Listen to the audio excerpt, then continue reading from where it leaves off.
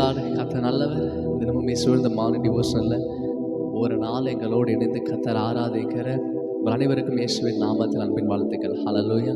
அவர் நம்மோடு இருக்கும்போது நம்ம எதை குறித்து கலக்கம் அடைய வேண்டியது? ஏன்னா நம்ம சேர்ந்து விசுவாசமாக பாட போகிறோம். நீர் என்னோடு இருக்கும்போது தோல்வி எனக்கு இல்லை.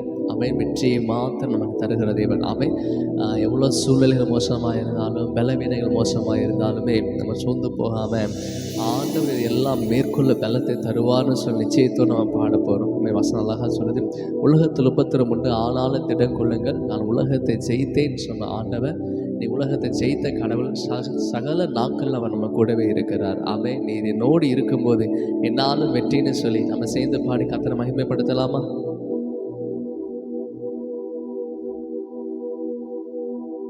Thank you Lord. சேர்ந்து கரங்களை தட்டி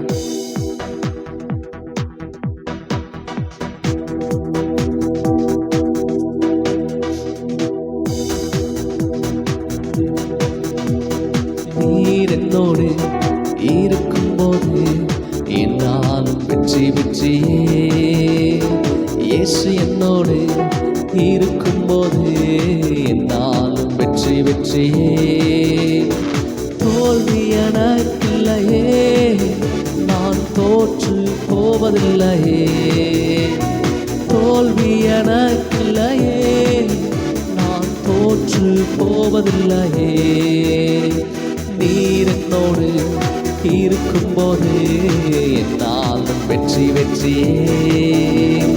இயேசு என்னோடு இருக்கும்போது என்னாலும் வெற்றி வெற்றியே. மலைகளை தாண்டிடுவே, கடும் பள்ளங்களை கடந்திடுவே. மலைகளை தாண்டிடுவே, கடும் பள்ளங்களை கடந்திடுவே.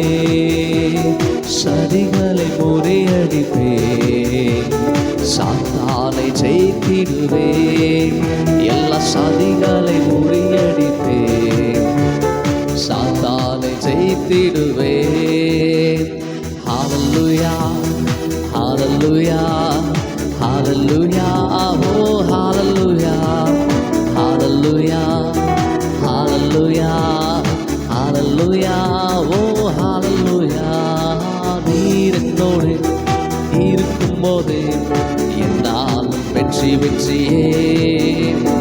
இயேசு என்னோடு இருக்கும்போது என்னாலும் வெற்றி வெற்றியே. தோல்வி அல்ல, தோல்வி எனக்கில்லையே, நான் தோற்று போவதில்லையே. தோல்வி எனக்கில்லையே, நான் தோற்று போவதில்லையே. நீர் என்னோடு இருக்கும்போது என்னாலும் வெற்றி வெற்றியே. இயேசு என்னோடு இருக்கும்போது என்னாலும் வெற்றி வெற்றியே. அல்லேலூயா. அவன் தேவனாக கர்த்தர் நம்மோடு இருக்கும்போது என்னாலும் வெற்றி மாத்திரமே. ஆமென்.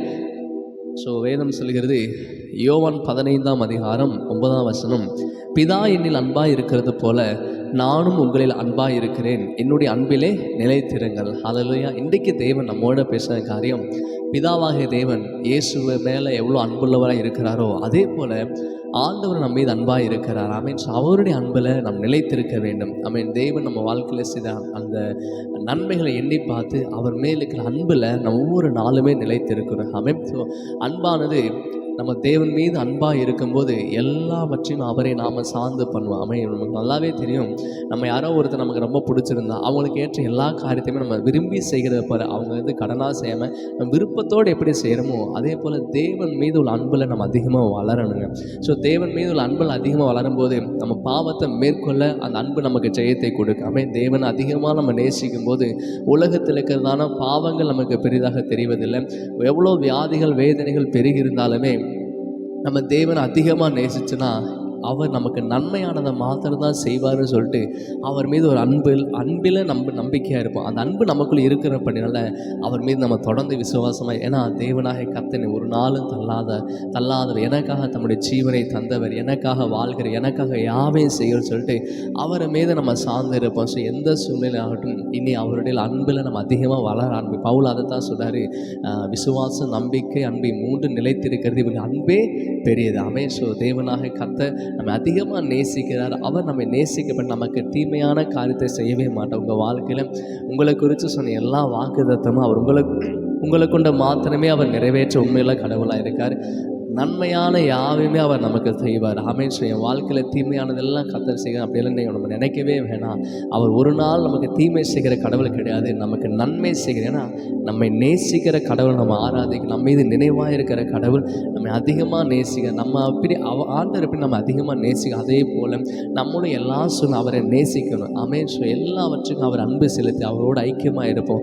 ஒவ்வொரு நாளும் ஜெபம் பண்ணுவோம். ஒவ்வொரு நாளும் எந்த காரியத்தை முன்பதாகும் அந்த காரியத்தை தேவனை சார்ந்து தேவனுக்கு பிரியமுள்ள காரியங்களை செய்ய நம்ம இருதயத்தை நம்ம ஸ்திரப்படுத்தி அர்ப்பணிப்போடு இருக்கும்போது கர்த்தர் நம்ம வாழ்க்கையில் பெரிய காரியத்தை செய்ய முடியும். நம்ம ஜெபிக்கலாமா? ஆண்டவரே, உமக்கு நன்றி அப்பா. எங்கள் வாழ்க்கையில் ஒவ்வொரு நாளும் ஏசப்பா உங்கள் அன்பில் நாங்கள் நிலைத்திருக்க உதவி செய்ய ஆண்டவரே. அப்பா சோத்திரம் தகப்பனே, பூரண அன்பு பயத்தை புறம்பே தள்ளும் என்ற வார்த்தையின்படி ஆண்டவரே அப்பா உண்மை அதிகமாக நாங்கள் நேசி கிறிஸ்து இயேசு மீது உள்ள அன்பில் ஏசப்பா இன்னும் அதிகமாக வளர அப்பா சோதரன் தகப்பன், அப்பா சோதமுக்காக தகப்பன் இன்னும் தொடர்ந்து ஓட கர்த்தர்களுக்கு கிருபை தாங்க. இந்த உலகத்தில் நாங்கள் ஜெயமுள்ள உள்ள வாழ்க்கை வாழ உதவி செய்த நாளைக்கு எல்லா கண்ணீர், கவலைகள், வியாதிகள், வறுமைகள்லாம் இயேசுவின் நாமத்தினால் மாறுவதாகும். தேவ ஆவியானவர் அபிஷேகத்தை நிரப்ப ஆண்டவரே இந்த நாள் முழுது கிருபை மறைச்சு கொள்ளட்டும். இயேசுவின் நாமத்தை ஜெபிக்க நல்ல பிதாவே, ஆமென். நம்ம சேர்ந்து